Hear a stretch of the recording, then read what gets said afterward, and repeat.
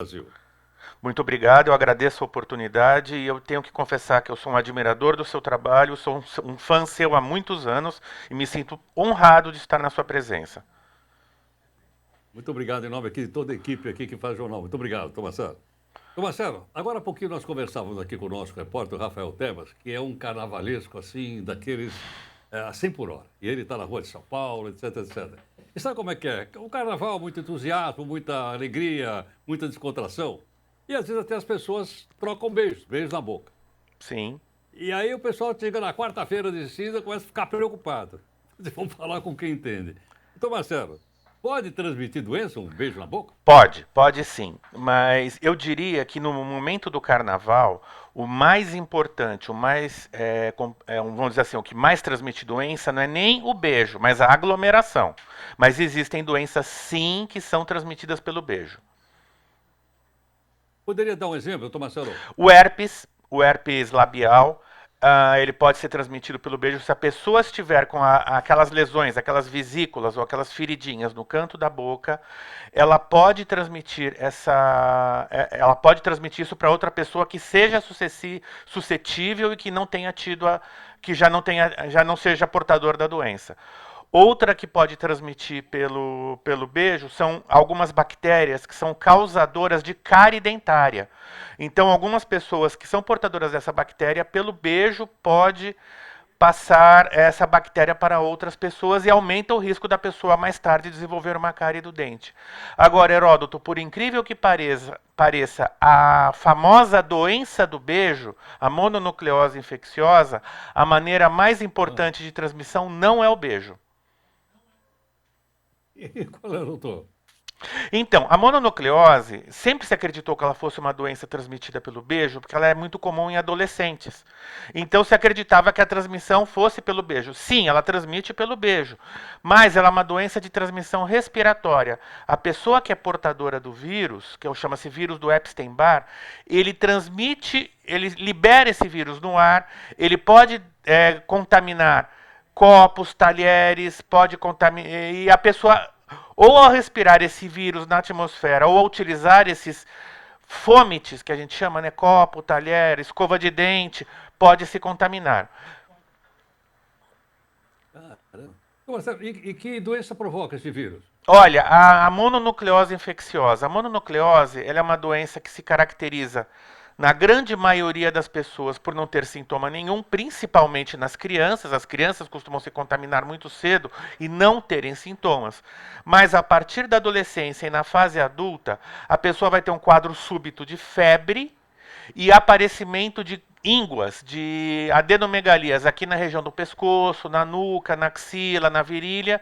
Mas esse quadro é autolimitado. Depois de alguns dias, esse quadro se resolve espontaneamente. Alguns pacientes, principalmente adultos, podem ter uma forma um pouco mais severa, com muita queda de estado geral. E até pela presença de ínguas no pescoço não consegue se alimentar, tem muita dor de garganta, as amígdalas podem ficar inflamadas, mas o quadro ele é autolimitado e se resolve espontaneamente. Ô, Marcelo, interessante. Várias coisas, claro, que você acabou de dizer, mas essa da transmissão da cárie, sinceramente, Pois é. E a maioria das pessoas não sabe disso, né? muito pouco explicado isso que você está explicando para nós. Não, o que acontece? Existem determinadas bactérias que provocam a cárie.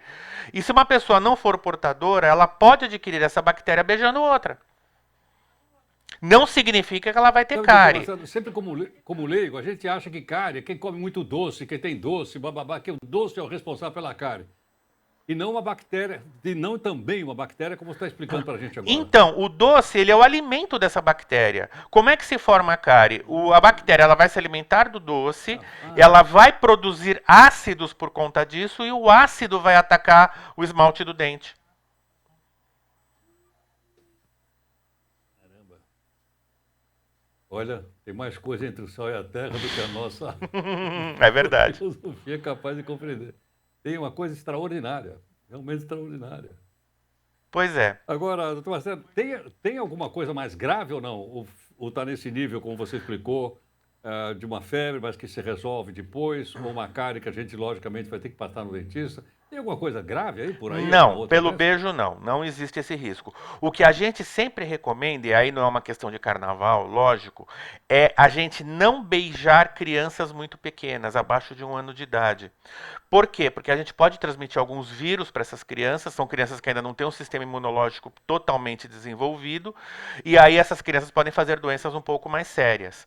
Então, normalmente, se a criança está no convívio da sua casa, quer dizer, seu filho, seu neto, você mora junto, não tem problema. Agora, você ir na casa de alguém, você vai visitar alguém que ganhou um neném, e você beijar essa criança não deve acontecer, porque as crianças podem fazer quadros mais graves por conta disso, especialmente o vírus do herpes, no primeiro ano de vida, costuma dar uma inflamação da boca chamada estomatite, que é bastante grave.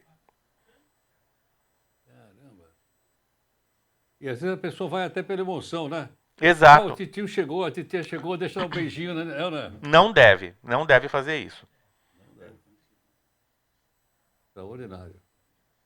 Extraordinário. Realmente essas coisas. Quer dizer, isso não está afeto apenas ao carnaval, que aliás tinha sido, como a gente fala aqui na redação, um gancho da nossa conversa. Mas acabou extrapolando para uma coisas muito mais importantes, muito mais amplas, como você está explicando para nós aqui. Exatamente, Heródoto. A gente precisa tomar cuidado com as crianças pequenas, tá? Que são o maior grupo de risco. Para os adultos, na verdade, essa troca de beijos ela não é tão significativa. Claro, também você não vai beijar uma boca que está toda doente. Você vê uma ferida no canto da boca que pode ser um herpes, você não deve beijar. Apesar do que a grande maioria das pessoas ela se contamina com o vírus do herpes na infância. Se você já se contaminou, você tem esse vírus latente no seu corpo, você não vai se contaminar de novo. Perfeitamente. Então, Marcelo, obrigado pela aula. Eu que agradeço a oportunidade. Muito obrigado. Doutor Marcelo Neubauer, infectologista, e está aí. Ele ampliou de uma maneira tão extraordinária o assunto.